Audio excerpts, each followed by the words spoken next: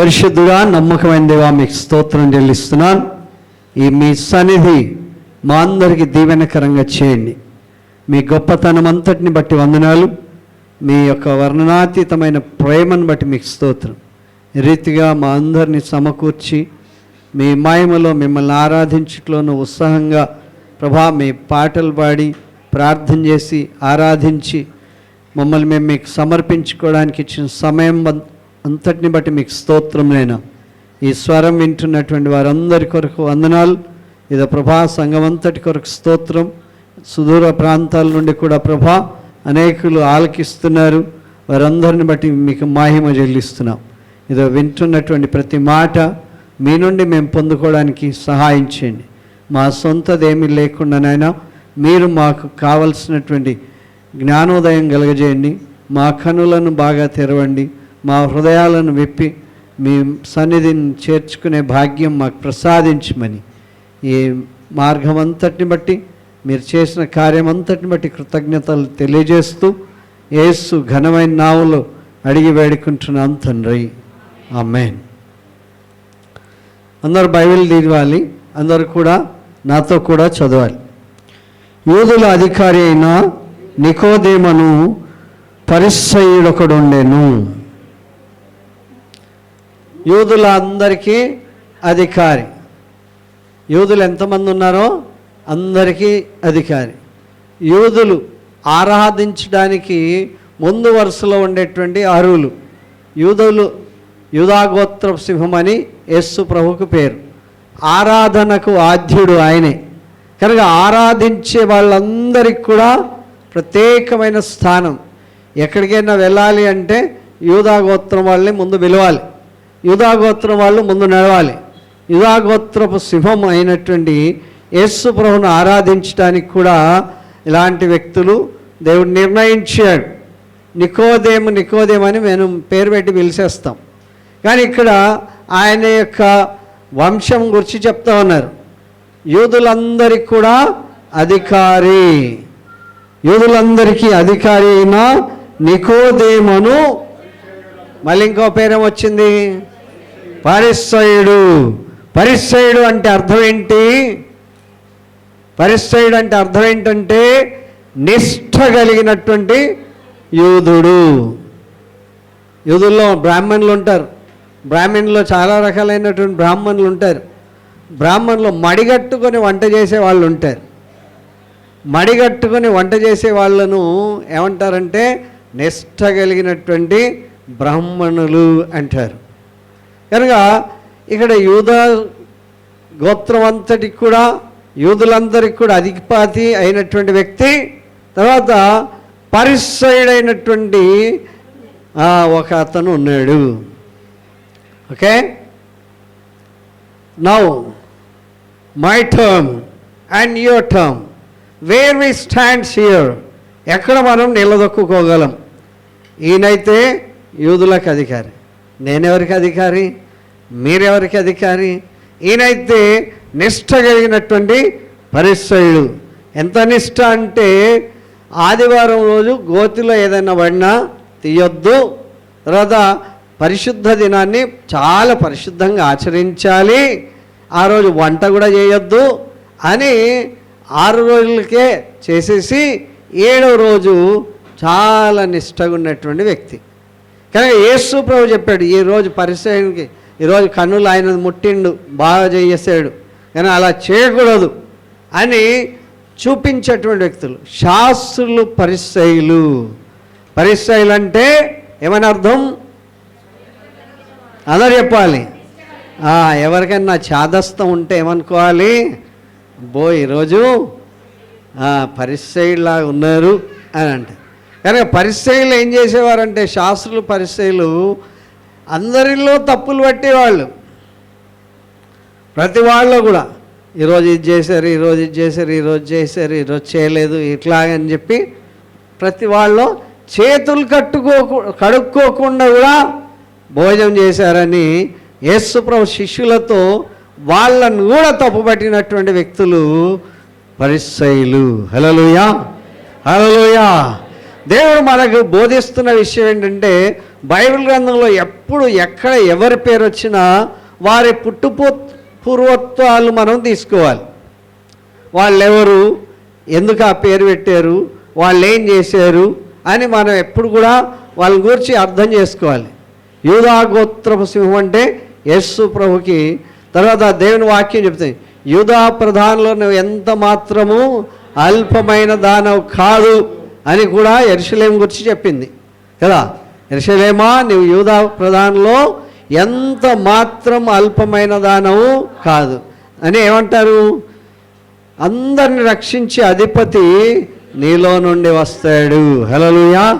అందరికీ రక్షకుడు కావాలి, అందరికీ రక్షకుడు కావాలి.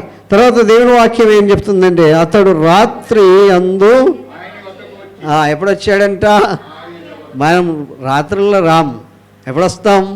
ఉదయమే వస్తాం. ఎందుకు అంటే మనల్ని ఎవరు ఆక్షేపణ చేసే వాళ్ళు ఎవరు లేరు. పొద్దున ఎందుకు పోతారు అనేటువంటి వ్యక్తులు ఎవరు లేరు. ఈయన ఎవరిని కలుసుకుంటున్నాడు అంటే యేసు ప్రభువుని కలుసుకోవడానికి ఇష్టపడిపోతున్నాడు. ఎవరైనా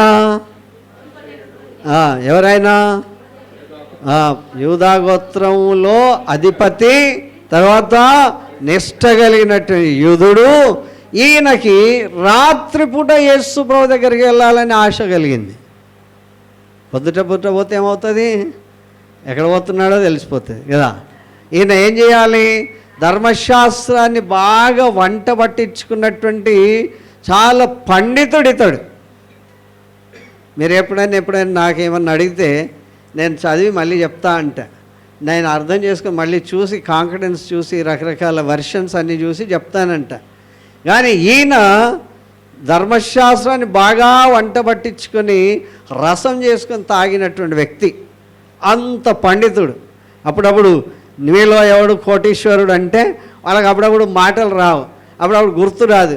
ఆ ప్రశ్న నాకు తెలియదు కనుక మీరు ఏం చేస్తారు అంటే, ఒక ఫోన్ ఏ ఫ్రెండ్ అంటారు కదా. ఆ ఫోన్ కలిపితే ఆ ఫ్రెండ్కి తెలుసా తెలియదా అని చూస్తూ ఉంటారు.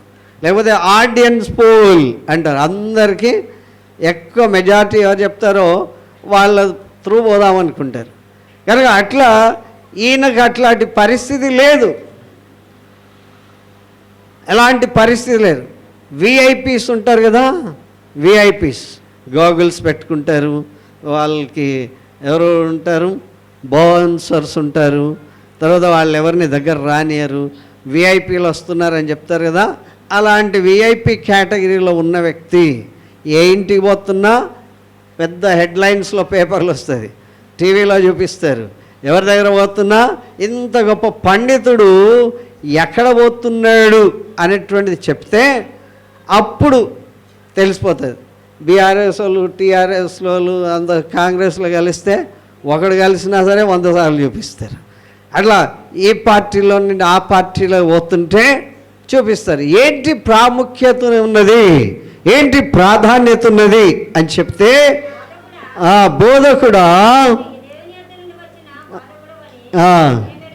హల్లెలూయా. కనుక యేసు ప్రభువులో ఈయన ఏమేమి గమనించాడో మనం చూడాలి. ఏమేమి గమనించాడో, ఇంత పెద్ద మనిషి యేసు ప్రభు దగ్గరికి వచ్చి ఈయననే బోధకుడై ఉన్నాడు కనుక యేసు ప్రభుని ఎంత గౌరవప్రదంగా పిలుస్తున్నాడు అంటే, వచ్చి బోధకుడా నీవు దేవుని యొద్ద నుండి వచ్చిన బోధకుడు అని మాకు తెలుసు అన్నాడు. హల్లెలూయా. కనుక ఆయన చదివాడు, ఆయన విన్నాడు, ఆయన చూశాడు. మెస్సయ్య వస్తే ఏమేం చేస్తాడు అనేటువంటివి చూశాడు. ఆయన ఇలిటరేటా, చదువులేనివాడా, నిష్ఠ లేనివాడా? నిష్ఠ గలవాడు, చదువు బాగా గలవాడు, పండితుడు. దేవుడు నాకు రాత్రి నుండి చెప్తా అన్నాడు ఏంటంటే, రక్షణను గురించి చెప్పు చెప్పు చెప్పు అన్నాడు. చాలామంది పిల్లలు ఉన్నారు, చాలామంది పెద్దలు ఉన్నారు, చదువుతున్న వాళ్ళు ఉన్నారు, చదువుకున్న వాళ్ళు ఉన్నారు. కనుక ప్రతి దాంట్లో గుడ్డుకు ఈకలు తీసుకుందామని చూసేటువంటి రకం కూడా ఉన్నారు. కనుక అందరికీ కూడా ఈ యొక్క నిష్ఠ కలిగినటువంటి పరిసైడ్ అయినటువంటి యూదా గోత్రం నుండి వచ్చినటువంటి నికోదేము అనేటువంటి మనుషుడు యేసు ప్రభువుని ఎంత దగ్గరగా చూశాడు అంటే, ఇలాంటి మాటలు పలికే వ్యక్తి పరలోకం నుండే రావాలి, ఇలాంటి క్రియలు చేసే వ్యక్తి కూడా దేవుని నుండి రావాలి అని దేవుడి దగ్గరకు వచ్చి చాలా ప్లీజింగ్ మేనర్స్తో బోధకుడా అన్నాడు, టీచర్ అన్నాడు. ఇంకా ఆ టీచర్ అయినటువంటి నీవు ఆ దేవుని యొద్ద నుండి వచ్చినావు కనుక నువ్వు చేసే పనులన్నీ మేమే, దేవుడు అతనికి తోడై ఉంటేనే కానీ. హల్లెలూయా! ఎంత హంబుల్ అండ్ సింప్లిసిటీ అండ్ సబ్మిసబుల్, కనుక ఎంత తగ్గించుకున్నాడు, ఎంత సాధారణమైన వ్యక్తిగా చూస్తూ, నువ్వు ఎక్కడి నుండి వచ్చావు? దేవుని నుండి వచ్చి దేవుని క్రియలు చేసే మనిషివి కనుక దేవుని నుండి వచ్చిన వాడవని మేము తెలుసుకుంటున్నాం. హల్లెలూయా! కనుక ఇద్దరు ప్రొఫెసర్లు ఉన్నారు అనుకో, ఒక ప్రొఫెసర్ను గౌరవించాలి అంటే అంత పెద్దగా నీకెంత తెలుసో నాకంత తెలుసు, నువ్వు ప్రొఫెసర్ అయితే నేను కూడా ప్రొఫెసర్, నువ్వు ఇది అయితే నేను కూడా ఇది అని చాలాసార్లు ఆయన కన్నా నేనే గ్రేట్ అనుకునే వాళ్ళు ఉంటారు. ఎంత పాండిత్యం తెలుసుకున్న వ్యక్తి యేసు ప్రభుని ఎంత దగ్గరగా చూశాడు, ఎంత ఆయనలో ఉన్నటువంటి పనులు ఏమేమి చూశాడు, యేసు ప్రభు చేస్తున్న పనులు ఎలాగ చూశాడో చూసి రాత్రిపూట వచ్చాడు. హల్లెలూయా! రాత్రిపూట అందరు నిద్రపోతారు కదా, ఆ టైంలో వచ్చేసాడు. యేసు ప్రభును ఆరాధిస్తూ పలుకుతున్నాడు, యేసు ప్రభును కీర్తిస్తూ ఘనపరుస్తూ గొప్పతనం చెప్తూ ఈ మాటలు చెప్పాడు. హల్లెలూయా! కనుక దేవుని యొక్క సన్నిధి నుండి వచ్చినటువంటి వ్యక్తి అయితేనే ఇలాంటి పనులు చేస్తాడు. హల్లెలూయా! దేవుని నుండి వచ్చినవాడు, దేవునితో పంపబడినవాడు దేవుని యొక్క క్రియలు మాత్రమే చేస్తాడని అసాధారణమైన వ్యక్తి చెప్పాడు కదా. ఇంటలెక్చువల్లే కాదు ఈయన, అసాధారణమైన వ్యక్తి, అసాధారణంగా ఉండేటువంటి. సుధీర్, ఈ కెమెరా అందరి వైపు తిప్పాలి, ఎవరైనా తుంటరి పనులు చేసే వాళ్ళ మీద దృష్టి పెట్టాలి. ఓకే, మళ్ళీ వాళ్ళు చూసినప్పుడు వాళ్ళందరికీ ఇట్లా చూసి నవ్వాలి. ఓకే, అప్పుడప్పుడు ఇట్లా తిప్పుతూ ఉండు. కనుక దేవుని వాక్యం చెప్తున్నటువంటి మాట ఏంటంటే, నేను బోధకుడినే కానీ నాకన్నా ఎక్కువ జ్ఞానం ఆయనకుంది, నేను బోధకుడినే కానీ నాకన్నా ఎక్కువ క్రియలు ఆయన చేస్తున్నాడు, నేను బోధకుడినే కానీ ఆయన చేసినట్లు నేను చేయలేను. ఎవరు చేయగలరు అంటే దేవుడు మాత్రమే చేయగలడు. హల్లెలూయా! ఇంకొకరెవ్వరు కూడా చేయలేరని పండితుడైన వ్యక్తి, నిష్ఠ కలిగినటువంటి వ్యక్తి, యూదా గోత్రం నుండి వచ్చినటువంటి వ్యక్తి, యూదులందరికీ అధిపతి అయిన వ్యక్తి చెప్తా ఉన్నాడు. హల్లెలూయా! ఇలాంటి వ్యక్తిని వస్తే మనం పొగలతో ముంచేస్తాం కదా. మన చర్చికి ఒకవేళ అట్లాంటి వ్యక్తి వస్తే, బా ఈయన పండితుడు, ఈయన ఇది అది, వీరుడు శూరుడు అని చెప్పి ఎక్కడో ఆకాశానికి ఎత్తేంత మాటలు పలుకుతాం.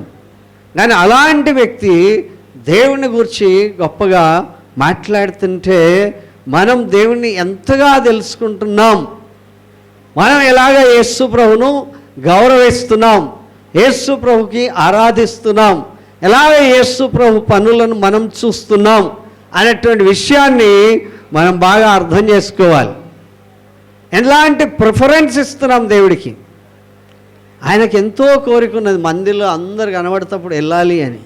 ఆయన ఇంకోటి చెప్తాడు కదా, ఆయన యేసుప్రభుతో పోయిండు, యేసుప్రభు దగ్గర ఉన్నాడు, ఆయనకేం చేత కాదు, ఆయనకేం రాదు, అవన్నీ యేసుప్రభు దగ్గర నేర్చుకొని వచ్చేసాడు అని చెప్పేటోళ్ళు అలాంటి ప్రబుద్ధులు కూడా ఉండొచ్చు.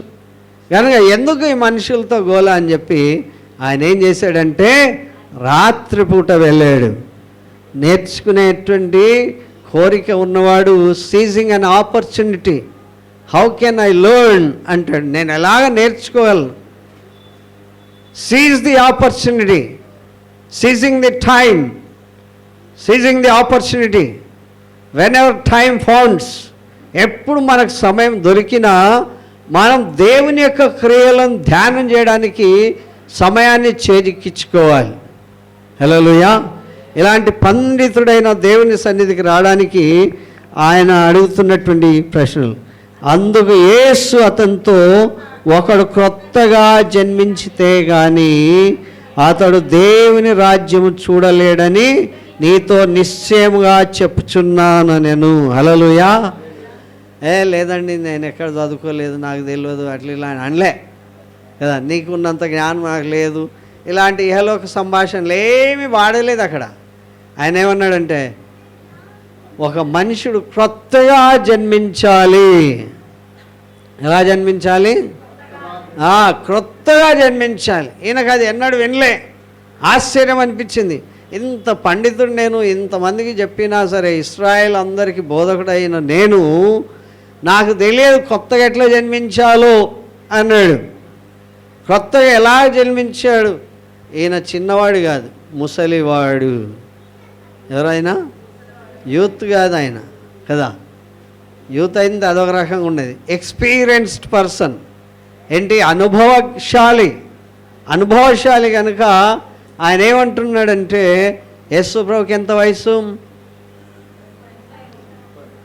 30 సంవత్సరాలు ఉండి పోయి ఈయనకి ఎంత వయసు? ముసలోడు కదా.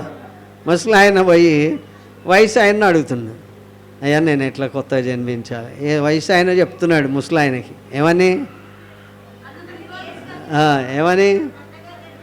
ఒకడు కొత్తగా జన్మించాలని 30 ఏళ్ళ ఆయన 70 ఏళ్ళ ఆయనకు చెప్తున్నాడు అనుకుందాం కదా. చాలాసార్లు చెప్తూ ఉంటారు కదా, పిల్లలు అయినటువంటి ఆమెకు, లేకపోతే తాతకు దగ్గులు నేర్పిస్తావు అన్నట్లు. కానీ ఇక్కడ దేవుని వాక్యం ఏం చెప్తుందంటే, ఈయన యవనస్తుడైనటువంటి వ్యక్తి దగ్గర యవన కాలంలో దేవుడు చేయాల్సిన పనులు చేస్తున్నందువల్ల ఆ యవనస్తుడి దగ్గరికి రాత్రిపూట వచ్చి, ఈయనకు ఎలాంటి అధికారం ఉందంటే యేసు ప్రభువునే ఆయన ఇంటికి పిలుచుకోవచ్చు. నికోదేమ అయ్యగారు రమ్మంటున్నాడంటే వచ్చేవాడు ఆయన. ఆయనకి ఇవ్వాలి. ఆయన ఎలాంటి వ్యక్తి అంట? దేవుని దగ్గర నుండి వచ్చాడు. దేవుడు ఆయనకు తోడై ఉంటేనే దేవుని క్రియలు చేస్తాడు. కానీ దేవుని క్రియలు చేసేవాడు ఎవరు? దేవుడే. ఆ దేవుడై వచ్చినటువంటి వ్యక్తికి 100 సంవత్సరాలు ఉన్నటువంటి వ్యక్తి కూడా కొడుకే. హల్లెలూయా. కానీ ఏ లోకంలో చూస్తే ఆయన ముసలివాడైన మనుషుడు మళ్ళీ ఎలాగ జన్మిస్తాడు అని ప్రభువును ప్రశ్నించాడు. హల్లెలూయా. ప్రభువును ప్రశ్నించాడు. ముసలివాడైన ఈయన అక్షరార్థంగా తీసుకున్నాడు. ఆయన ఆత్మీయ జ్ఞానంతో చెప్పాడు. అనగా ఆత్మ చెప్పే సంగతులు చెవిగలవాడు వినుగాక. హల్లెలూయా. ఖాన్ కోల్కర్ సున్లో అంటారు కదా. మీ చెప్పులు విప్పి వినండి అని చెప్తూ దేవుని వాక్యం ఇక్కడ చెప్తున్నటువంటి మాట ఏంటంటే, ఈయన అన్నాడు కనుక దేవుని వాక్యంలో మనం చూస్తాం ఏంటంటే 9వ వచనం, అందుకు నికోదేము ఈ సంగతులు ఎలాగూ సాధ్యములని ఆయన అడగగా ఇట్లా నేను, మనకు కన్ఫామ్ కావాలి ఇశ్రాయేలుకి ఈయన బోధకుడా కాదా. ఈయనకు ఎంత తెలిసి ఆయన యేసు ప్రభు ఆయనతో ఏం చెప్తున్నాడు అంటే 9వ వచనంలో,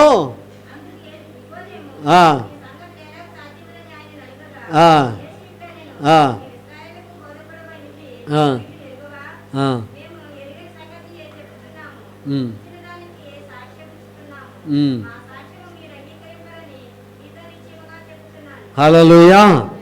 ఆయన చెప్తున్నాడు, నువ్వు ఇశ్రాయేలులకు బోధకుడు అయ్యుండి ఈ సంగతులు నీకు తెలియదా అన్నాడు. 30 ఏళ్ళ ఆయన 70 ఏళ్ళ ఆయనకు చెప్తుంటే ఈ సంగతులు మర్చిపోయావా అంటాడు. బైబిల్ గ్రంథంలో రక్షణ పొంది బాప్తిసం తీసుకున్న ప్రతి ఒక్కరూ చేయాల్సినటువంటి పనులు, ధర్మాలు, విధులు ఉన్నాయి. వాటి ప్రకారం చేయాలి. బాప్తిసం తీసుకుని దైవికమైనటువంటి విషయాలన్నీ కూడా మళ్ళీ ఒకడు మనకు చెప్పాల్సి వస్తే మనం బాప్తిజం తీసుకున్న విలువ ఏమీ లేదు అక్కడ. మనం చేయాల్సినటువంటి క్రమం ఏమీ లేదు అక్కడ. చేయనందువలన మళ్ళీ నికోదేముకు చెప్పాల్సినట్లు చెప్పాల్సి వస్తుంది.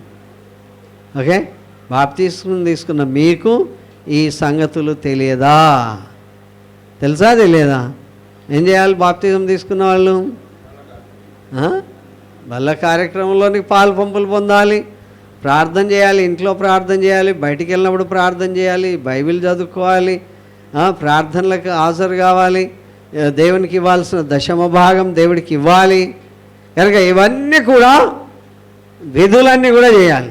యేసు ప్రభువు అడిగాడు, అయ్యా నడి రోడ్లు వెళ్ళేవాడి ప్రార్థన చేసి, అయ్యా నేను నిత్య జీవానికి వారసుడు కావడానికి నేనేం చేయాలి అంటే ఆయన అన్నాడు, ఏమని? నీకు ఆజ్ఞలు తెలుసా అన్నాడు. అన్నీ తెలుసా, చేసేస్తున్నా. ఆయనకి ఎంత ధైర్యం అనుకున్నా, నేనైతే అనుకుంటాను కూడా ఇప్పటికి కూడా. దేవుడితో ఎవడన్నా అబద్ధం ఆడతాడా? ఒకవేళ ఆయన అట్లా చేయకపోతే యేసు ప్రభు చెప్పేవాడు, అరే నీదిలో ఇది లోపం ఉంది, నువ్వు ఇది చేస్తలేవు అని చెప్పేవాడు.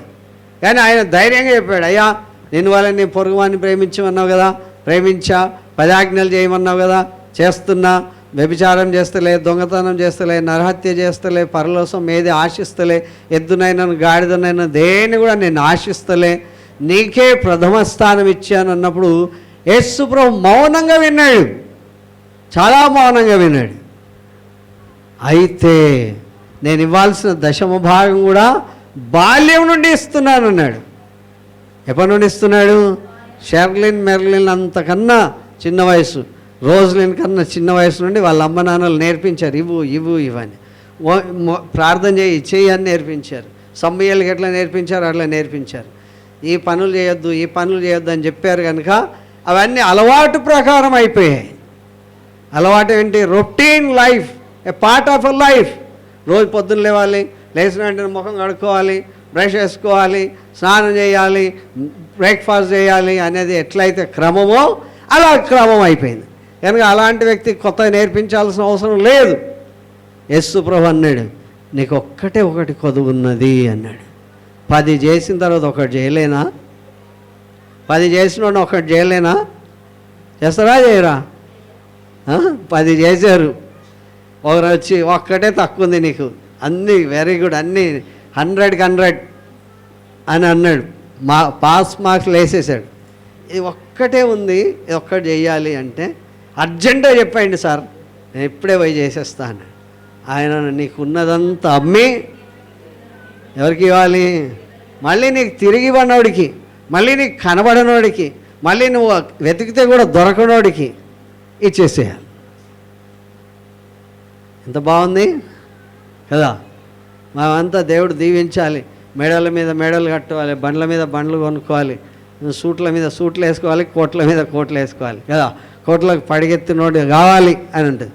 అలాంటి వ్యక్తిని పిలిచి ఎప్పుడో ఒక వస్తువు కొంటే అప్పుడు 25 పైసలు, ఇప్పుడు 25 కోట్లది.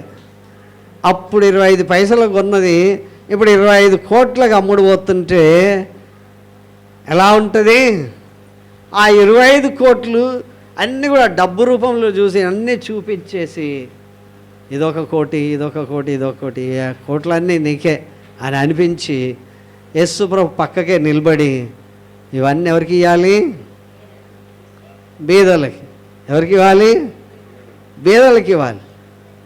మనం వింటేనే మనకి ఇంట్లో ఉంటే ఆయన చేసి రమ్మంటే ఎట్లా ఉంటుంది? ఆయన చేసి రమ్మని నువ్వు ఇచ్చేసి తిరిగి రా అన్నాడు. మళ్ళీ రమ్మంటే అతడు సనుక్కుంటూ వెళ్ళాడంట. ఎలా వెళ్ళాడు? సంతోషంతో వెళ్ళలేదంట. ఎలా వెళ్ళాడు? సణుగుతూ వెళ్ళాడంట. కానీ ఆ సణుగుతూ వెళ్ళినటువంటి వ్యక్తి తిరిగి రిటర్న్ వస్తాడా? రాడు. అంత కష్టపడి సంపాదిస్తే రోజు మేము ఒక ప్రార్థన చేస్తున్నాం. వాళ్ళ మామగారు వాళ్ళ భార్య కంటే కుమార్తెకి ఆస్తి ఇవ్వాలి. అందరూ చేస్తున్నారు కనుక నేను కూడా అట్లానే ప్రార్థన చేశాను కొన్ని రోజులు. చేసిన తర్వాత అనిపించింది ఏంటంటే అసలు ఎందుకు నేను ఒకని కలిమి విస్తరించడము వాని జీవానికి మూలం కాదని దేవుని వాక్యం చెప్తుంది. ఆయుష్ పెరగాల, ధనం పెరగాల? ఆయుష్ పెరగాల. ఓకే, పద్మ గారి దగ్గర ఎంత బ్యాలెన్స్ ఉందో నోట్ చేసుకోండి. ఆయుష్ పెరగాల, ధనం పెరగాల. ధనం కావలసినంత వరకే ఉండాలి, కానీ ఎంత కావాలో నేటి ఆహారం మాకు దయచేయం, కానీ అంతవరకే ఉండాలి. ఎక్కువగా పెడితే దేవుడు అనేది అంతేం చేయాలి, నీ ధనం ఎక్కడ ఉంటుందో నీ మనసు. భూమి మీద ధనం కూర్చుకునవద్దండి అని చెప్పాడు. ఇక్కడ ఎవరున్నారు? దొంగలు, కనబడిన దొంగలు ఉన్నారు, ఆన్లైన్ దొంగలు ఉన్నారు. అది వచ్చింది తెలియదు, పోయింది తెలియదు. నేను కొంచెంలో తప్పించుకున్నా. ఓకే, నా ఫోన్ కూడా హ్యాక్ అయిపోయింది. వాడు రాత్రి 12:30 ఫోన్ చేశాడు నాకు. ఫోన్ చేసి, ఇదో నేను ఫలానా పాస్టర్ను అని చెప్పాడు. టెల్ మీ వన్స్ అగైన్ అన్నా అని చెప్తే, oh pastor, you are bishop or pastor అన్నారు. నో, ఐఎమ్ బిషప్ అని చెప్పిన. Oh this is the word, this is the time అని అన్ని కోడ్ వర్డ్స్ అన్నీ చెప్పాడు. రిపీట్ ఇట్ మీ అని నన్ను ఆత్రత పెట్టేశాడు. సరే నేను రిపీట్ చేసిన. నా ఏంటి వాట్సాప్ అదే హ్యాక్ అయిపోయింది. అందరు పొద్దున్న లేచి అందరు నాకు అడుగుతూ ఉన్నారు, ఇదేంటి నువ్వు ఈ వ్యాపారంలో ఎప్పుడు దిగినావు అని. నేను ఈ వ్యాపారం లేదు, నాకు ఏ వ్యాపారం తెలియదు అని చెప్పి ఇది చేస్తే, మోజస్ కుమార్ సార్ మొదట ఫోన్ చేశాడు. ఏంటి ఏదో పెట్టారు చూడండి అన్నాడు. నాకు తెలియకుండానే వచ్చేది, నా ఫోన్లో లేదు అది. ఆ సందేశం అందరికీ పోయింది. ఇప్పటిదాకా కూడా ఒక్కొక్కడు పిలుస్తూ ఉన్నాడు, ఏమయ్య గారు ఎప్పుడు ఫోన్ చేసినాడు, ఫోన్ చేస్తున్నాడు, ఈ రకంగా కలుసుకుంటున్నాను, కానీ నాకు ఆ సంగతి తెలియదని చెప్పాను. కనుక నేను ఏమాత్రం ఇంకొంచెం సంకోచిస్తే నా బ్యాంక్ అంతా కూడా ఖాళీ అయిపోయేది. కానీ దేవుడు కొంచెంలో తప్పించాడు. కానీ దేవుని యొక్క కార్యం మనం చూస్తున్నాం ఏంటంటే, ప్రభువును మాత్రమే సేవించాలి. ఆయన ఎప్పుడు నేను తక్కువ చేయడు, నీకు ఏమి కూడా లోటు లేకుండా చేయడు. కావలసిన సమకూర్పును దేవుడు అందిస్తాడు. కనుక దేవుని వాక్యం ఇక్కడ చెప్తుంది, ధర్మశాస్త్రాన్ని ఇశ్రాయేలుకు బోధించే బోధకుడవై ఉండి ఈ సంగతులు నీకు తెలియదా? హల్లెలూయా. ప్రార్థన చేసి బాప్తిసం తీసుకొని బలలో పాల్పంపులు పొంది దేవుని యొక్క సన్నిధిలో ఉండేటువంటి వ్యక్తులకు ఈ సంగతులు అర్థం కావా అని దేవుని వాక్యం చెప్తుంది. బాప్తిజం తీసుకొని పదే మీకు క్లాసులు చెప్పినా సరే వీళ్ళు కూడా ఆ కోవలోనే కలిసిపోతున్నారు. వీళ్ళు కూడా ఎంతో నిష్ట కలిగి యవనస్తులుగా ఉండి బాప్తిసం కొరకు ఉండాలి అని అనుకునే వాళ్ళు కూడా సూపర్ సీనియర్స్లోకి వెళ్ళిపోతున్నారు. దేవుని వాక్యం చెప్తుంది ఏంటంటే, నీవు దేవుడు చెప్పిన ఏ పని అయినా ఖచ్చితంగా చేయాలి, క్రొత్తగా జన్మించాలి. A refreshing mind, a new mind, ఒక నూతనమైన క్రొత్త మనస్సుతో దేవుని సన్నిధిని అనుభవించాలి. పసిపిల్లవాడి దేహం అంటే ఏంటి? నేర్చుకునే దేహం, ఇన్నోసెంట్గా ఉండేటువంటి పరిస్థితి. వాళ్ళు ఎంతో క్యూట్గా ఉంటారు కదా, వాళ్ళు చాలా క్యూట్గా ఉంటారు చిన్నపిల్లలు. కానీ వాళ్ళు మనం ఏం చెప్పినా ఇన్నోసెంట్గా వింటారు. అలా నేర్చుకునే స్వభావం, దేవుడి కొరకు స్వచ్ఛంగా బ్రతికే కల్మషం లేని మనస్సు. కొత్తగా జన్మించడం అంటే ఏంటి? కల్మషం లేని మనస్సు, పరిశుద్ధాత్మ ప్రేరేపణతో దేవుని సన్నిధిని అనుభవించేటువంటి మనస్సు మనం కలిగి ఉండాలి. హల్లెలూయా. రోమపత్రిక 10వ అధ్యాయం 9-10 వచనాలు. రోమపత్రిక 10వ అధ్యాయం.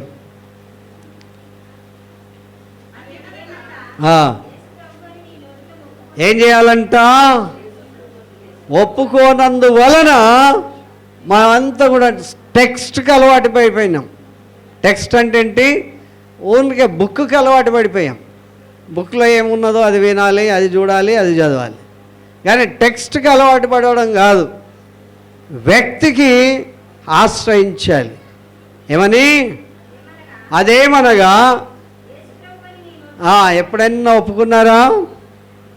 ఎప్పుడైనా ఒప్పుకున్నారా? రోజు ఒప్పుకోవాలి. ఏమని? యేసు ప్రభువుని నీ నోటితో ఒప్పుకొని దేవుడు మృతులలో నుండి ఆయనను లేపెనని నీ హృదయమందు విశ్వసించిన యెడల, you should accept the lord Jesus as your personal saviour. Personal అంటే వ్యక్తిగతంగా నా కొరకే వచ్చాడు, నా కొరకే ఆయన చనిపోయాడు, నా కొరకే రక్తం కార్చాడు, నా కొరకే లేచాడని వ్యక్తిగతంగా మన నోటితో ఒప్పుకోవాలి. హల్లెలూయా. తిన్నంత పెడతారు, పెట్టిన తర్వాత తిన్నంత తిని ఏమంటారు? ఏమంటారు? ఏమంటారు? ఏమనరా? ఏమంటారు? థ్యాంక్ యూ చెప్తారా లేదా? ఇంకొంచెం వేస్తామంటే కూడా ఇంతకన్నా మంచిది వేస్తామన్నా సరే కడుపు నిండిపోతే ఏమంటారు? సారీ, థ్యాంక్ యూ, వద్దు, మీకు దండం పెడతామంటారు కదా. కనుక వ్యక్తిగతంగా ఎప్పుడైతే మనం యేసు ప్రభువును అంగీకరిస్తామో, ఎప్పుడైతే యేసు క్రీస్తు ప్రభువును మనం మన రక్షకుడిగా, నా రక్షకుడిగా నేను, మీ రక్షకుడిగా మీరు మీ నోటితో ఒప్పుకొని మృతులలో నుండి ఆయన లేచినని నీ హృదయంలో విశ్వసిస్తేనే మీరు రక్షింపబడతారు. హల్లెలూయా. అంత జరగనంత వరకు మనం ఎన్ని పాటలు పాడినా, ఎన్ని ప్రార్థన చేసినా, ఎన్ని వాక్యాలు అక్కడ ఇక్కడ క్రోడీకరించి చెప్పినా మన హృదయంలో రక్షణను గుర్చినటువంటి పశ్చాత్తాపం లేకపోతే మనం వ్యర్థం. హల్లెలూయా. ఒక్కోసారి అనిపిస్తుంది నిండా మునిగి నోటికి సైలెంట్ అని కదా. నేను ఎన్నో తప్పులు చేసేసా, ఎన్నో తప్పులు చేసినటువంటి నాకు ఇక ఏం ఒప్పుకుంటా అని అనిపించినా, యెషయా గ్రంథంలో మనకు చెప్తున్న 59వ యెషయా గ్రంథంలో ఆయన అంటాడు, రక్షింపనేరకుండానట్లు దేవుని చేయి చాలా పొడవైన చేయి అంట. నువ్వు ఎన్ని తప్పులు చేసినా సరే కదా. కొన్నిసార్లు అప్పుడప్పుడు ఏం చేస్తారంటే ఇది పీల్చడానికి అప్పుడప్పుడు బాత్రూంలోకి పోతారు, అప్పుడప్పుడు అక్కడక్కడ పోతారు, ఎవరితోడో తెప్పించుకుంటారు, ఎక్కడో బొందలగడ్డ సైడ్ పోయి తాగుతారు. కానీ ఎవరైనా కనబడకుండా ముందు ఆ పని చేస్తారు. ఎవరికైనా కనబడినారు అనుకో, ఇక ఆయన కనబడినా ఇంకేంటి, ఈయన ముందే తాగినా కానీ పర్లేదు, ఈయన ముందే చేసినా సరే ఏం తప్పలే, ఎందుకంటే ఈయనది నా పాపం తెలిసిపోయింది కనుక ఆయన ముందు నేనేం చేసినా నాకేం భయం లేదు ఆయన అంటే అన్నట్లుగా ఫీల్ అవుతారు. చూడనంతవరకు ఓకే, దొరికితేనే దొంగ, దొరకకపోతే దొర కదా. ఏం దొర? దొరికితే ఇలాంటి దొరలు చాలామంది ఉంటారు. కనుక దేవుని వాక్యం చెప్తుంది ఏంటంటే మనల్ని పట్టుకునేవాడు ఎవడు అని అనుకుంటే దొరసానులు కూడా అట్లానే కదా, వీళ్ళు ఏలువారు కదా, అందరినీ వెళ్తూ ఉంటారు. కనుక దేవుని వాక్యం చెప్తున్నటువంటి ఏంటంటే ఈ నీతి కలిగేటట్లు మనుషుడు హృదయంలో విశ్వసించాలి, రక్షణ కలిగినట్లు నోటితో ఒప్పుకుంటాడు. హల్లెలూయా. హల్లెలూయా. రక్షణ కలగాలి. ఎవరికి రక్షణ కలగాలి? నాకు రక్షణ కలగాలి. ఈ భోజన బల్లను చూసినప్పుడల్లా దుఃఖం రావాలి. ఈ భోజన బల్లలో సమీపించినప్పుడల్లా మీ పాపములన్నీ మీకు రీల్లాగా గుర్తుకు రావాలి. మీ రీల్లాగా గుర్తుకొచ్చి ఇంత పాపైన నన్ను ఆయన చేసుకున్నాడు. దేవుని వాక్యం చెప్తా ఉంటుంది, పాపులను పిలవచ్చి తిని కానీ నీతిమంతులను పిలువ రాలేదు. కనుక పాపులను పిలవడానికి వచ్చాడు ఆయన, నీతిమంతులను కాదు. పాపం నుండి నీతిమంతులుగా చేసి క్రీస్తును బండపైన నిలపడానికే యేసు ప్రభు మన కొరకు ఈ లోకానికి వచ్చాడు. హల్లెలూయా. హల్లెలూయా. కనుక పాపపు క్రియలు పోయి నీతిమంతుల క్రియలు కనబడాలి. ఏ క్రియలు కనబడాలి? కానీ అవి కనబడతలే. నీతిమంతుల క్రియలు ఎక్కడ చూసినా. అందుకే యేసు దేవుడు అన్నాడు, ఒక్కడు కూడా లేడు, నీతిమంతుడు ఒక్కడైనను లేడు, అందరూ పాపం చేసి దేవుడు అనుగ్రహించి మహిమను all are falling short of the glory of God. అందరూ కూడా దేవుని యొక్క సన్నిధిలో నీతిమంతులుగా నిలవడానికి కావట్లేదు. కొంచెంలో దూరం ఉండొచ్చు, కొంచెంలో కొంతమంది అసలే తెలియదు. అలాంటి పరిస్థితిలో ఉన్న అందరికీ ప్రభు చెప్తున్నాడు, ప్రయాసపడి భారం మోస్తున్న సమస్త జనులారా నా దగ్గర రండి, నేను మీకు విశ్రాంతినిస్తాను అన్నాడు.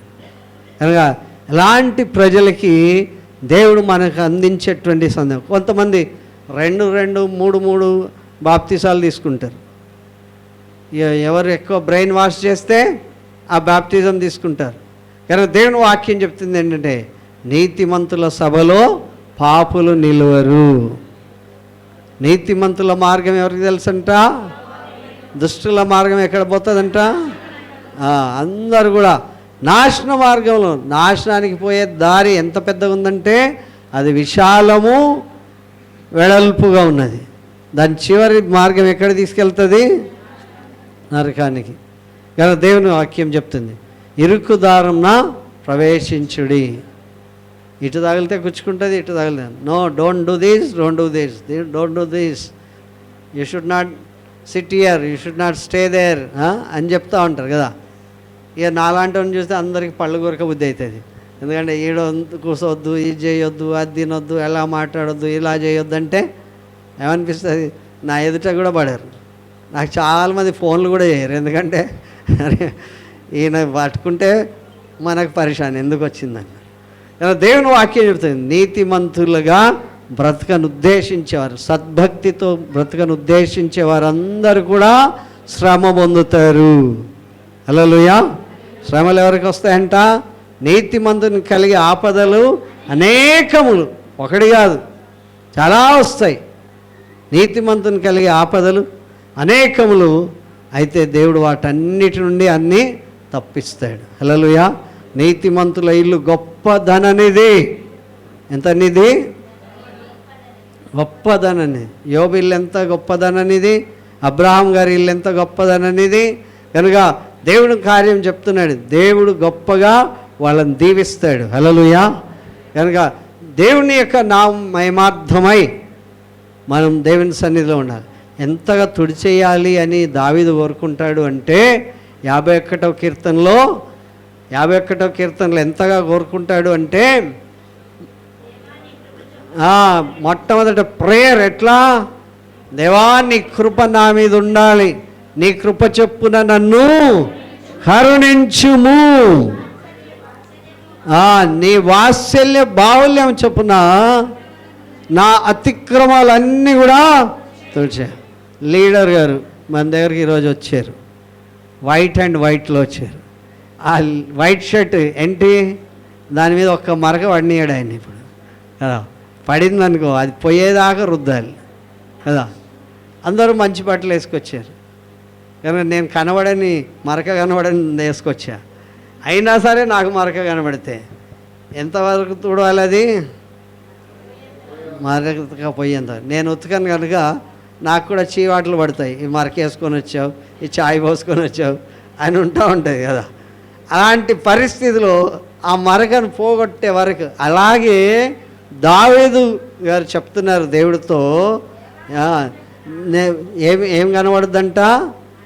నా మరకలేవి, ఈ పాపపు డాగులేవి కూడా కనబడకూడదు. హల్లెలూయా.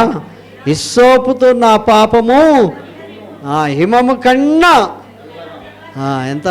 ఎంతకంటే హిమము కన్నా తెల్లగా నన్ను చేయదేవా అంటున్నాడు. ప్లీజింగ్ మేనర్ కదా, కన్ఫెసింగ్ ప్రేయర్. కనుక దేవుని సన్నిధిలో వేడుకునేటువంటి ప్రార్థన ఇది. దావీదు గురించి గొప్పగా చెప్పొచ్చు. చిన్నప్పుడే గొర్రెలందరూ వేపేశాడు, అప్పుడే పాటలు రాసేసాడు, అప్పుడే ఇది చేశాడు. పాపం చేస్తే ఎంత పశ్చాత్తాపడ్డాడో ఆ విషయం కూడా ఇక్కడ దేవుని వాక్యం చెప్తుంది. దావీదు వల్ల నాట్యం ఆడి, ఎప్పుడు నాట్యం ఆడాడో మనకు తెలియాలి, ఆ సందర్భం తెలియాలి, ఆ విషయం తెలియాలి. ఆ రకంగా ఉన్నప్పుడు ఎవరికి తెలియదు, అంత ఉత్సాహం వచ్చినప్పుడు కదా. నీ పాపములన్నీ పరిహరింపబడ్డాయి. హల్లెలూయా. కానీ నీ పాపాలన్నీ క్షమించబడ్డాయని చెప్పినప్పుడు అద్భుతమైనటువంటి రక్షణానందం దేవుడు మనకు అనుగ్రహిస్తాడు. హల్లెలూయా. ఎలాంటి ఆనందం? రక్షణానందం. ఆయన అన్నాడు, జైల్లో పెద్ద భూకంపం వచ్చేసింది, గోడలేవి కూడా పడిపోలే, కూలిపోలే, ఏం కాలే. తాళాలన్నీ కూడా, చెరసాల గేట్స్ అన్నీ కూడా ఓపెన్ అయిపోయినాయి. చెరసాల గేట్లు ఇట్లా ఉంటాయా? మనలాంటివి ఎలాగ ఉంటాయా? చాలా హైట్ ఉంటాయి, చాలా బలంగా ఉంటాయి. 4-5 లేసి తొప్పితే తప్ప అవి మూతపడవు. అలాంటివి సునాయాసంగా ఊడిపోయినాయంట. జైలర్ నా ఉద్యోగం ఎడబోతుందో, నన్ను ఎక్కడ చంపేస్తారో ఈ రోమా ప్రభుత్వం వాళ్ళని అందరు ఇక్కడే ఉన్నారా అని దీపం పట్టుకొని చూస్తే ఆయన అన్నాడు, మీరు ఎక్కడికి పోవద్దు, మీరేమి చింతించొద్దు, అందరం ఇక్కడే ఉన్నాం అని చెప్పాడు. వాళ్ళ సంఖ్యలు బోండాలు కూడా ఊడిపోయినాయంట, కాళ్ళకి వేసినాయి, చేతులకు వేసినాయి కూడా ఊడిపోయాయి. అప్పుడు ఆయన అన్నాడు, అయ్యలారా రక్షణ పొందుటకు నేనేమి చేయాలి? ఆయన చాలా సింపుల్గా చేశాడు. ప్రభువైన యేసునందు విశ్వాసముంచుము, అప్పుడు నీవును నీ ఇంటి వారును రక్షింపబడతారు. ఏం చేయాలి? యేసు ప్రభునందు విశ్వసిస్తే నీవు నీ ఇంటి వారు రక్షింపబడతారు. మనం అందరికీ చెప్తాం, మన ఇంటివారు మనము అలాంటి దాంట్లో ఉండం. రక్షణ పొందాలి. రక్షణ ఉచితమైందే కానీ నువ్వు కొనుక్కోలేనంత ఖరీదు. అనిల్ అంబానీ కూడా కొనలేడు. దేశంలో ఉన్నటువంటి వాళ్ళందరూ వాళ్ళ కొడుకు పెళ్ళికి పోవచ్చు కదా. 52 కోట్ల 100 కోట్లు ఖర్చు పెట్టిండొచ్చు, ఆయనకు రక్షణ లేదు. ఎవరికి ఉంది రక్షణ? మనకున్నది కదా. పరలోకం అందు పేర్లు పిలిస్తే ఎవరి పేరు వస్తుంది? ఆల్ఫాబెటిక్ ఆర్డర్లో నాదే వస్తుంది. ఓకే, ఆల్ఫాబెటిక్ ఆర్డర్ ఏ పేరు ఉన్న వాళ్ళందరినీ ముందు పిలుస్తారు కదా. జెడ్ ఉన్నోడికి అనుకుంటుంది నాది వస్తుందో రాదు, లబ్డెబ్ అంటే అబ్రాహం గారు ఏ స్టాండ్స్ ఎవరికైతే ఉంటుందో అలాంటి వాళ్ళందరికీ. కనుక హెచ్లో ఉన్నారనుకోండి, మధ్యలో వస్తుందో రాదో, గేట్ వేస్తారో తెలియదు, అలా ఉంటుంది కదా. కనుక దేవుని వాక్యం చెప్తుంది ఏంటంటే, ఎస్ ఉంటే ఇక మా పాశ్రమం అనుకుంటుంది, నాది ఎస్ కదా, ఏమవుతుంది. కానీ దేవుని వాక్యంలో ఈ లోక సంబంధంగా జ్యోతిష్యం అది చెప్తారు కదా, ఎస్తో ఉన్న వాళ్ళ పేర్లు చాలా సౌమ్యులని, చాలా స్నేహితులని, చాలా ప్రేమ గెలవారని వాళ్ళని గురించి చెప్తారు. నేను అది కూడా చదువుతా. కనుక దేవుని వాక్యం చెప్తున్నటువంటి మాట ఏంటంటే, దైవికమైనటువంటి వ్యక్తులుగా ఉండేటువంటి వాళ్ళందరికీ దేవుడు ఎక్కడ పెడతాడు పేరు? పరలోకమందు. రాగానే తలుపు తెరవంగానే భోజనం పెడతాడంట. ప్రకటన గ్రంథం 3వ అధ్యాయం 21వ వచనం ఏం చెప్తాడు? తలుపు తెరవగానే ఏమంటాడు?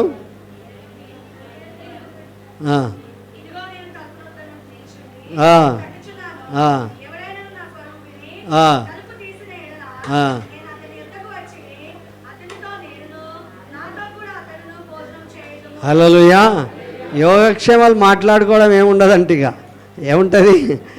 మీరు తలుపు తెరవేస్తే ఆయన మీలోనికి, మనం ఆయనలోనికి వచ్చి ఏం చేయాలి? బ్యాటింగే, భోజనం చేస్తాం అన్నట్టు కదా. ఇది ప్రార్థన అయిపోగానే మనకేముంది? భోజనం ఉంది. ఓకే, కనుక you are a great privileged persons. మీకు ఆధిక్యత ఇవ్వబడింది, మీరు పిలవబడ్డారు, మీరు దేవుని చేత ఎన్నిక చేయబడ్డారు. రక్షణ పొందడము దేవుని యొక్క ఉద్దేశం. హల్లెలూయా.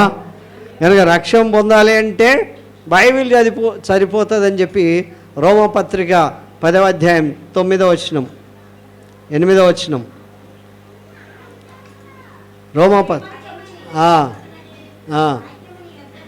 బైబిల్ ఎంతమంది దగ్గర ఉంటుందో అంతమంది దగ్గర ఏమున్నది? వాక్యం ఉన్నది. వాక్యం ఎక్కడుంది? నీ యొద్దను. ఇంకెక్కడ ఉండాలి? నీ నోట. వీళ్ళ కష్టపడి ఏం నేర్పిస్తున్నాం? కంఠద వాక్యాలు నేర్పిస్తాం. కంఠద వాక్యంలో ఏమైనా కథలు నేర్పిస్తారా? దేవుని వాక్యమే ప్యూర్గా నేర్పిస్తారు. ఒక 0 తీసేయి పర్వాలేదంటారా? నాకు పలకనికి రాదంటే పర్వాలేదు, పలకకుండా పర్వాలేదంటారా? అన్నారు. ప్రొనౌన్సియేషన్ ఖచ్చితంగా పలకమంటారు. కనుక వాక్యం ఎక్కడుంది?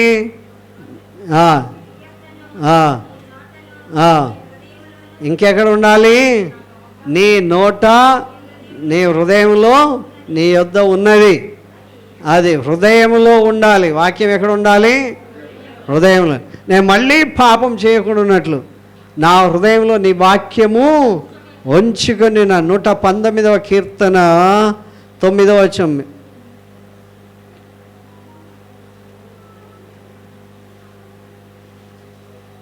8, 9 అక్కడ కింద ఇంకా 11. నీ ఎదుట నేను పాపం చేయకుండానట్లు ఎవరు హృదయంలో పెట్టుకోవాలి? నువ్వు పాస్టర్ కదా, అన్నీ నీ దగ్గరే పెట్టుకోండి అన్నారు. ఎక్కడ పెట్టుకోవాలి? మీ హృదయంలో పెట్టుకోవాలి. మీరు రక్షణ పొందాలి అంటే మీ హృదయంలో దేవుని వాక్యము ఉంచుకొని ఉన్నాను. హల్లెలూయా.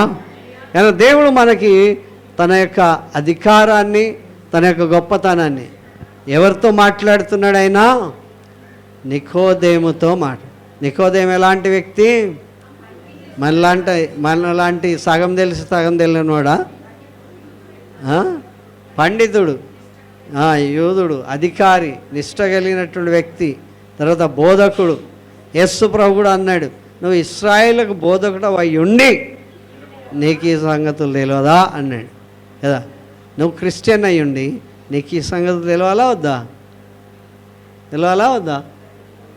కనుక నేను చాలా రోజుల నుండి ప్రభాకర్ని బైబిల్ చదవడానికి వెతుకుతా ఉన్నా. ఆయన చాలాసార్లు లేట్ వచ్చాడు. నేను ముందుగా చెప్తే ఇంకా మరి లేట్ వస్తున్నాడు. ఈరోజు దొరికిపోయాడు.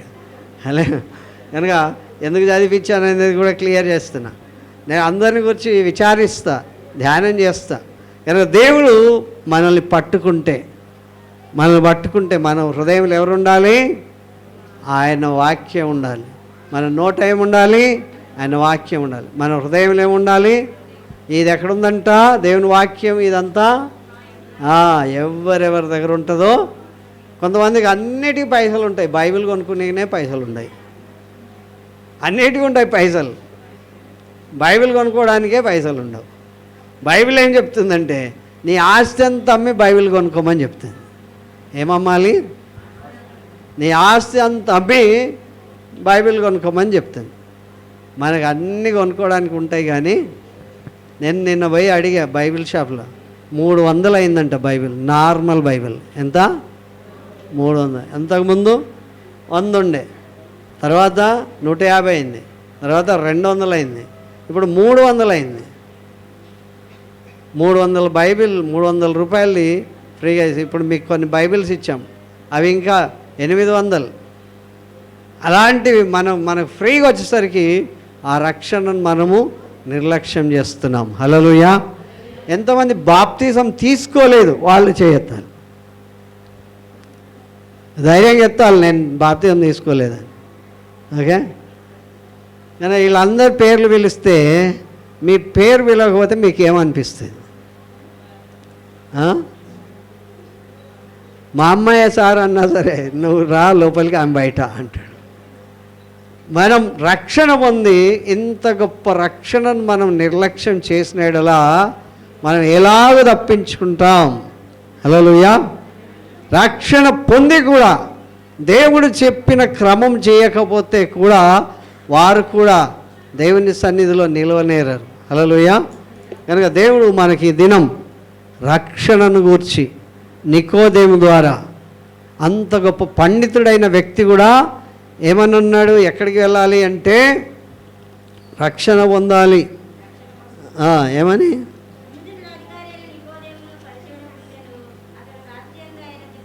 కొత్తగా జన్మించితేనే కానీ ఏం చూడలేడంట? దేవుని రాజ్యంలోనికి వెళ్ళాలి, దేవుని రాజ్యాన్ని చూడాలి. దేవుని రాజ్యంకి కొత్తగా జన్మించకపోతే దేవుని రాజ్యమును చూడలేరని నిశ్చయంగా ఖచ్చితంగా మీతో చెప్తున్నాను. హల్లెలూయా. అందరికీ ఎక్కడ పోవాలని ఆశ? అందరికీ పరలోకం పోవాలని ఆశ అంట. ఒక్కడికి కూడా సావాలని కోరిక లేదంట. అందరికీ పరలోకమే పోవాలి. కానీ ఎక్కడ వదిలితే అక్కడ పోవచ్చు, ఇక్కడ వదిలితే కదా అక్కడ పోవాలి. ఇక్కడ వదలడానికి ఇష్టం లేదు, అది తెచ్చుకోవడానికి కోరిక లేదు. అందరికీ కూడా అది కావాలంట. హాస్పిటల్ బెడ్ మీద కొంచెం సేపు అయితే పోతాం అన్నాడు అనుకో, ఆ డాక్టర్ని బతిలాడుతా ఇంకొంచెం సేపు ఉండేటట్లు చూడండి అని. ఆయన ఏం చేశాడు? చచ్చిపోయినానికి పెట్టినా, ఐసీయూలో పెట్టినా ఒకటే అన్నట్లు ఈ మార్క్స్ పెట్టేస్తాడు. అది పెట్టేసేసింది అనుకో, ఐసీయూలో పెట్టేసి మనల్ని కూడా పోయి చూడనియాడు. అది ఊరికే కొద్దిసేపు ఆర్టిఫిషియల్ లబ్డిప్ పెట్టేస్తాడు లంగ్. అది పెట్టేసిన తర్వాత 2 రోజులు అయిన తర్వాత తీసి మీ వాడు ఇప్పుడు చచ్చిపోయింది అంటాడు. మనకి వేయాల్సిన బిల్ వేసేస్తాడు. కనుక మనం డబ్బులు ఇవ్వడానికి సిద్ధంగా ఉన్నంతసేపు మనల్ని మోసం చేసేటోళ్ళు చాలామంది ఉన్నారు. దేవుడు ఒక్కడే మోసం చేయడు. హల్లెలూయా. కనుక వాక్యం ఎక్కడ ఉన్నది? అదే ఏంటి? మనం విశ్వసించే విశ్వాస వాక్యం. హల్లెలూయా. యేసు ప్రభువుని నీ నోటితో ఒప్పుకొని మృతులలో నుండి దేవుడు ఆయనను లేపెనని నీ హృదయమందు విశ్వసించితేనే తప్ప నీవు రక్షింపబడవు. హల్లెలూయా. కనుక దేవుడికి డబ్బులేం తక్కువ కాదు. నేను రక్షింపబడను కానీ నాకు మాత్రం పరలోకంలో సీటు అని ఎన్ని డబ్బులు ఇచ్చినా సరే ఆయన ఏమి ఇవ్వడు కదా. కనుక దేవుని సన్నిధిలో మనకు జీవం ఉన్నప్పుడే, ప్రాణం ఉన్నప్పుడే, వినేటువంటి సామర్థ్యం ఉన్నప్పుడే, చేసే బలం ఉన్నప్పుడే దేవుడికి మన హృదయము ఇవ్వాలి. హల్లెలూయా. కనుక అర్థమవుతుంది కదా. కనుక నికోదేము లాంటి వ్యక్తులు మనమైతే, ఆయనకు ఆశ ఉంది దేవుని రాజ్యం పోవాలని. నేను ముసలోనే అయిపోయినా, కొన్ని రోజులకైతే పోతా. కానీ ఈ యవనస్తుడని ఎవరి దగ్గరికి పోయి నేను యవనస్తుడి దగ్గర ఎట్లా అడుగుదామని ఏం నామూషి కాలే. తర్వాత అందరు ఏమనుకుంటారో అనుకోలే. రాత్రిపూట పోయి అడిగాడు. ఒకడు ఆత్మమూలంగా ఏమన్నాడు? ఎలా జన్మించాలంట? ఏమని? 5వ వచనం. యేసు ఇట్లనెను, ఒకడు నీటి మూలంగాను ఆత్మ మూలంగాను జన్మించితేనే కానీ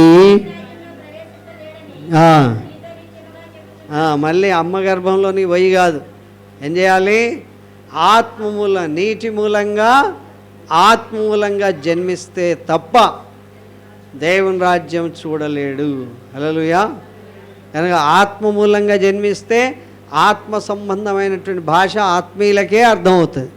శరీర సంబంధమైనటువంటిది శరీరులకు అర్థమవుతుంది.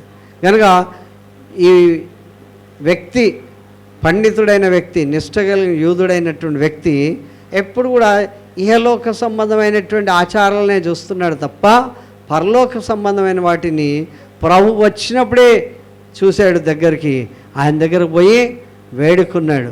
ఒకడు ఆత్మ మూలంగా జన్మించాలి. బాప్తిసం అయిపోయిన తర్వాత మనకి ఇంకా బాప్తిసం లేదనుకుంటాం. ఆయన మీకు పరిశుద్ధాత్మలో బాప్తిసం ఇస్తాడు, అగ్ని బాప్తిసం ఇస్తాడు. ఏం బాప్తిసం? మీ మంచి మేలిమి కలిగిన బంగారం తీసుకుపోయి దాని రూపు మార్చాలి అంటే ఎక్కడేయాలి? ఎందుకు? అది బంగారం కాలేదనుకో, అది రోల్డ్ గోల్డ్ బంగారం ఉందనుకో, అదేమైపోతుంది అక్కడ? నీ బంగారం ఏం బయటికి రావట్లేదమ్మా అంటే ఆయన మీద మనం ఎంత యుద్ధం చేసినా ఆయన మళ్ళీ తిరిగి ఇవ్వడు. ఇస్తాడా? నీ బంగారం అట్లా. కానీ మనం ఎక్కడ పరీక్షింపబడతామంట? అగ్నిలో పరీక్షింపబడతాం. అగ్నిలో పరీక్షింపబడినప్పుడు ఏది దైవికమో అది నిలుస్తుంది. హల్లెలూయా. కనుక కీప్ ఆన్ రీడ్, చదువుతూ ఉండాలి, ప్రార్థన చేస్తుండాలి, భక్తిలో పెరుగుతుండాలి. ఎవరి రక్షణ వాళ్ళదే. మా అమ్మాయి తీసుకుందండి, చాలా చదువుతుంది కదా, ఆమె తీసుకుంది బాప్తిసం. నాకు వద్దు అంటే ఆమెనే రమ్మంటారు. మా అబ్బాయి తీసుకున్నాడండి, వాడు చాలా మంచోడు అని అన్నా సరే, ఎంత మంచోడైనా వాడి నీతి మురికి గుడ్డలైతే ఆయనను బయటనే పెడతాడు.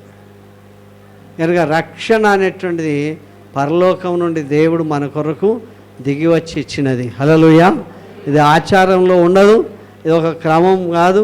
దేవుడు నిర్ణయించిన విధానంలో కనుక మనం పొందుకుంటే దేవుడు మనల్ని దీవిస్తాడు. హల్లెలూయా. రక్షణ యేసు ప్రభు యొక్క సొంతం. రక్షణ మనం కొనలేనంత ఖరీదు. ఏమిచ్చి ఆయన రుణం తీర్చుకోలేం. పాపము లేని దేవుడు పాపి అయిన మనుషుడి కొరకు పరలోకము నుండి భూమికి దిగివచ్చి మన అతిక్రమలన్నీ తుడిచిపెట్టడానికి శిలువలో తన రక్తం మన కొరకు చిందించాడు. హల్లెలూయా. కనుక అలాంటి గొప్ప రక్తం నీ కొరకు చిందింపబడి ఆయన నేను దీనంగా శిలువలో చూస్తూ ఏమన్నాడు అంటే, అమ్మలారా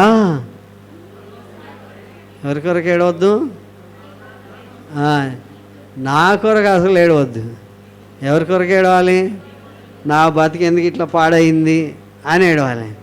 నేనెంత ఇట్లాగ అయిపోయా అని నీవు ఫోటోలో చూసుకుంటూ అద్దంలో చూసుకుంటూ ఏడవమని చెప్పాడు.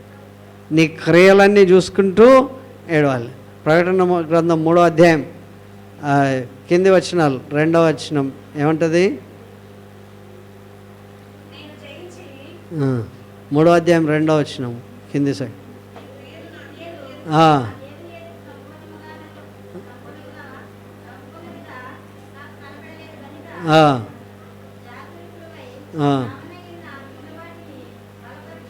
హల్లెలూయా. మా అందరి క్రియలు దేవుడు చూస్తున్నాడు. ఆయన అంటున్నాడు, నీ క్రియలు నా దేవుని ఎదుట సంపూర్ణమైనవి కనబడలేదు గనక నీవెట్లా ఉండాలంట? చాలా జాగ్రత్త వహించాలి. జాగరూకుడవై నువ్వు చావద్దు, ఇతరులను చంపొద్దు. ఓకే, నీవు చావద్దు, ఇతరులు చావనైనా మిగిలిన వాటిని కూడా బలపరచాలి. దేవుడు చెప్పిన పని. నీ మొదటి ప్రేమను నువ్వు వదిలిపెట్టావని చెప్తాడు. కనుక దేవుడు ఈ దినం రక్షణ ఎవరైతే పొందాలని అనుకుంటున్నారో వారందరికీ కూడా ఆహ్వానం. వారందరూ కూడా దేవుని రాజ్యంలో ఉండాలి అని మా ఆశా ప్రార్థన. ఏ ఒక్కరు నశించిపోవటం దేవుడికి ఇష్టం లేదు కనుక దేవుడు యేసు ప్రభు మన కొరకు ఈ లోకంలోనికి వచ్చాడు. నాకు అన్నీ తెలుసు అనుకున్నాం అనుకో, నికోదేమో అంత గొప్పవాడివా? నికోదేమో అంత పండితుడివా? ప్రభువే ఆయనను బోధకుడు అని పిలిచాడు. ఇశ్రాయేల్ అంతటికి బోధకుడు. కనుక మనకి తెలిసినవన్నీ పక్కకు పెట్టి ఆ యేసు ప్రభు పాదాల దగ్గర మన పాపాలు ఒప్పుకుంటే ఆయన మనల్ని రక్షిస్తాడు, మన పిల్లల్ని రక్షిస్తాడు. మనం దైవిక మార్గంలో వర్ధిల్లుతాం. హల్లెలూయా. ప్రార్థన చేసుకుందాం. పరిశుద్ధుడా, నమ్మకమైన దేవా, మీకు స్తోత్రం చెల్లిస్తున్నాం. ఈ దినం ప్రభా రక్షణను గూర్చినటువంటి సందేశం ప్రభా, ఇదో జ్ఞాని అయినటువంటి వ్యక్తి ఈ లోకంలో ఎంత జ్ఞాని అయినా ఒక దినాన్ని ఈ లోకాన్ని వదలాలి. ధర్మశాస్త్ర ఉపదేశకుడునైనా, యూదుల్లో అధికారి, తండ్రి నిష్ఠ కలిగిన పరిసయుడు అయిన నికోదేము ప్రభా, యేసు ప్రభా మిమ్మల్ని దగ్గరగా చూశాడు, మీ క్రియలు చూశాడు, మీ మాటలు చూశాడు. మీరు సాక్షాత్తు దేవుని నుండి వచ్చినటువంటి వ్యక్తి అని, మీరే దేవుడని మీ పాదాల దగ్గరికి వచ్చి ప్రభా తాను అర్థం కాని విషయాలు నేర్చుకొని మీ కొరకు జీవించడానికి మీరు చెప్పిన క్రమంలో మిమ్మల్ని ఆరాధించడానికి మొదలుపెట్టాడు. ఈ లోకంలో ఎన్ని పేరు ప్రతిష్టతులున్నా, ఎంత జ్ఞానమున్నా, ఎంత గొప్పతనమున్నా, ఎంత పలుకుబడి ఉన్నా అదంతా కూడా వ్యర్థమని ప్రభా మీరు తెలియజేశారు. ఒకడు నీటి మూలంగాను ఆత్మ మూలంగాను జన్మించితే తప్ప పరలోక రాజ్యం చేరడని చెప్పారు. మీరు వచ్చిన తర్వాత ప్రభా యోహాన్ అయితే అన్నాడు ఆయన పరిశుద్ధాత్మలోను అగ్నిలోనూ బాప్తీసం ఇస్తాడని. ప్రభా మీ అగ్ని బాప్తీసం కొరకు మేడగదిలో వేచి ఉన్న వాళ్ళందరికీ ఇచ్చారు. అలాంటి పరిశుద్ధాత్మ శక్తి మా అందరికి ప్రసాదించి మీ కార్యములు జరిగినట్లు దీవించమని యేసు ఘనమైన నామములో అడుగుచున్నాం తండ్రి. ఆమేన్, ఆమేన్.